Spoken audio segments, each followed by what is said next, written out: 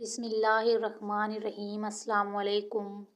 حضرت شیخ سعدی رضی اللہ تعالیٰ عنہ نے ایک واقعہ بیان کیا ہے کہ ایک آدمی نے گلہ کیا کہ میرے پاس جوتا نہیں ہے۔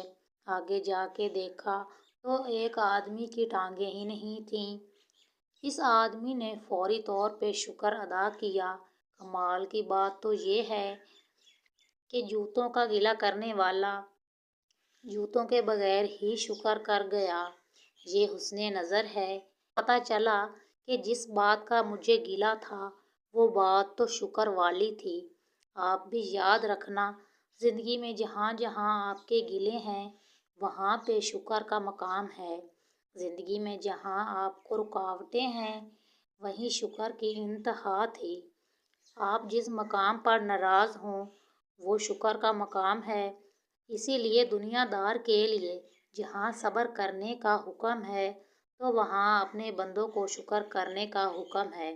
جب دنیا دار کے ساتھ حادثہ ہو جائے ہم کہتے ہیں صبر کرو غم کے دن کٹ جائیں گے، اور اگر اپنا بندہ ہو تو کہیں گے شکر کرو کہ اللہ کے قریب ہونے کی چھٹی آ گئی ہے، قریب ہونے کے زمانے آ گئے ہیں۔ اسی لیے فصل کا متلاشی بن جانا ہی فصل کی ابتدا ہے اور یہی اس کی انتہا ہے۔ اگر یہ فیصلہ کر لیں کہ آپ مرتے دم تک اس کلمے سے رشتہ نہیں توڑیں گے تو کلمہ تجھے کب چھوڑے گا؟ اب یہ آپ کو کیوں چھوڑے گا؟ کیوں نہ کہ آپ نے نہیں چھوڑا تو یہ کیسے چھوڑے گا؟ اگر آپ وفا کی ابتدا کریں تو ادھر سے وفا ہی وفا ہے۔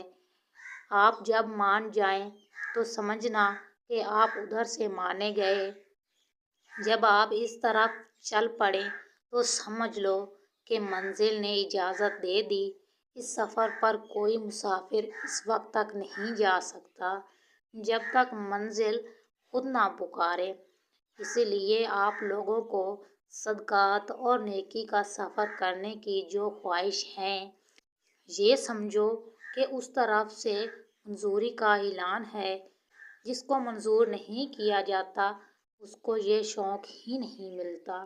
اللہ حافظ۔